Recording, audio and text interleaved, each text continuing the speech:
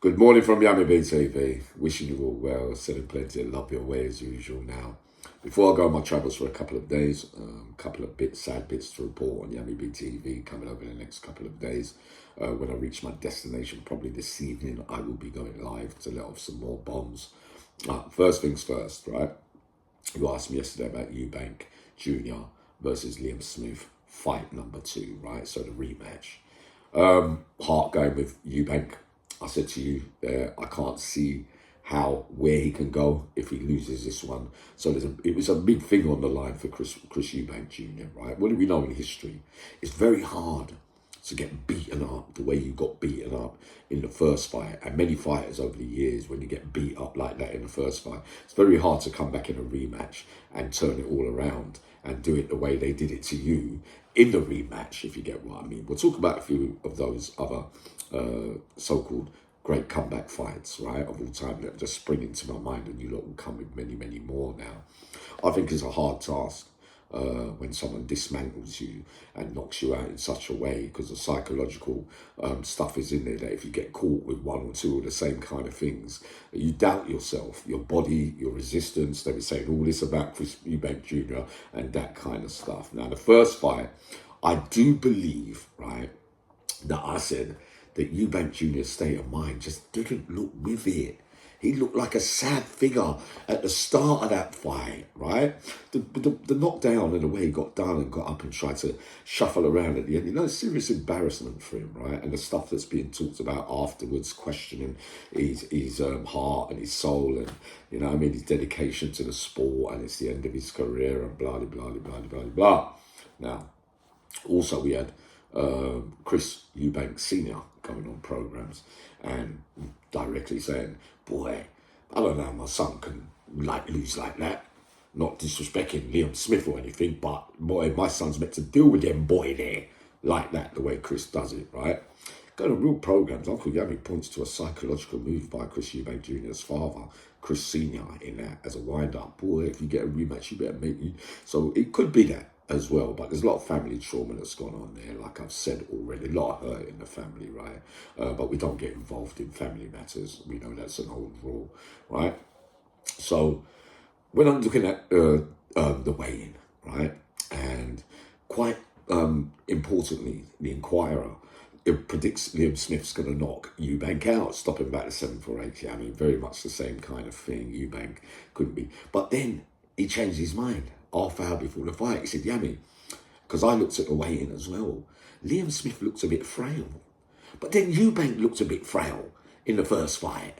Like he just couldn't get it together, right? So no excuses on this one, right? The first fight with these two, the second fight, mirrored it, exactly the same thing, but with a different result. I thought this performance by Eubank Jr. was more dominant than actually the first fight with Liam Smith. To be honest, I was in a bar, round one, as soon as he stepped in, I said, well, the first two shots, I said, listen, this is going to be a stoppage for Eubank. I said, it's too early, you can't feel the knockdown, that was it.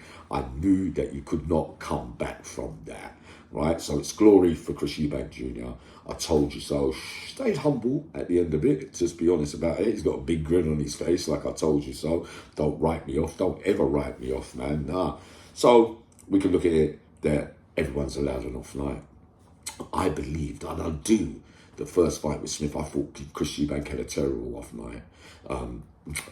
Smith's trainer says that now Smith had a back injury and he had to, move fast to get to the weight and all that, and he was strained and all that. Well, if you knew all that, then you know that you're putting your fighters in jeopardy and that kind of stuff. So what is it? Money's more important and that kind of stuff. But then Eubank could have said the same on the first bit, with different reasonings behind his conditioning and the weight, and I felt weaker and blah, blah, blah, blah, blah.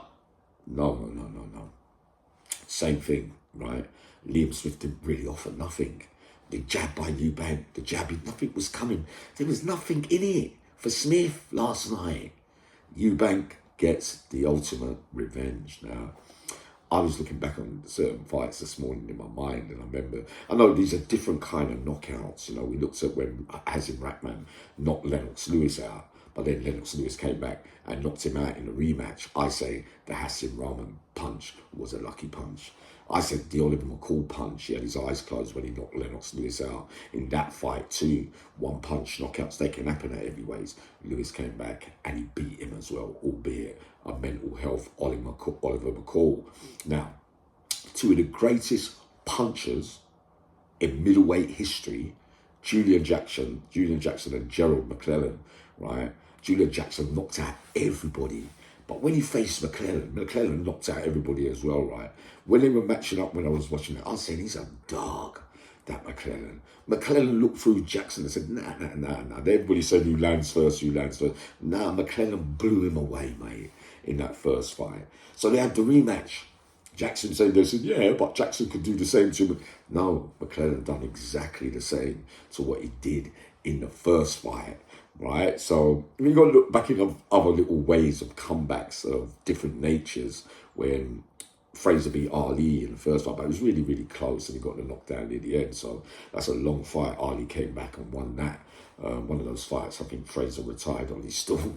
You know what I mean? Those were the ultimate warriors, but, you know, it shows that from defeat and, you know, coming back, it is possible. Doesn't happen a lot, mate.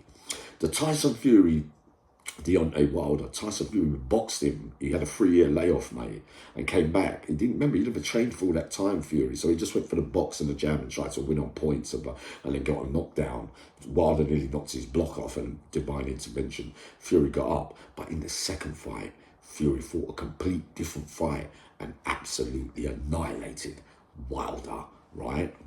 So those are, you know, contrasting kind of rematches that can go either way or the other way, if you get what I mean. But I know some of you are going to point to other fights as well, right? Remind me of them. But I don't, it's very rare to see a man get dismantled, get beat up and looks weak and vulnerable and whatever, like the other day with Crawford and Spence, and now Spence is calling for a rematch. No, I don't believe that Spence can come back and win that, simply because Crawford, your style there, Spence, is made for Crawford. In that way, he's got you that way. So that would be a major surprise if Spence came back and he could do what Crawford did to him in the next fight. I just can't see that one, if you get what I mean. With these two, Eubank Jr. and I think you quite clearly see the contrastings of the difference in the build-ups to this. Eubank looks solid, mate. He looks, whatever he did, he was going in there and he was saying, I'm going to go dying out on my shield because I can't come back with no defeat. Worst of all, probably in the back of his mind is his old man. Old man saying, all right, Dan, yeah, like me, yeah, I'll show you then what I could do if I'm ready, and I'm going to be ready tonight. And he was, mate. Those are the facts. Early morning. Talking to you very soon. But really happy to let Eubank have his glory last night.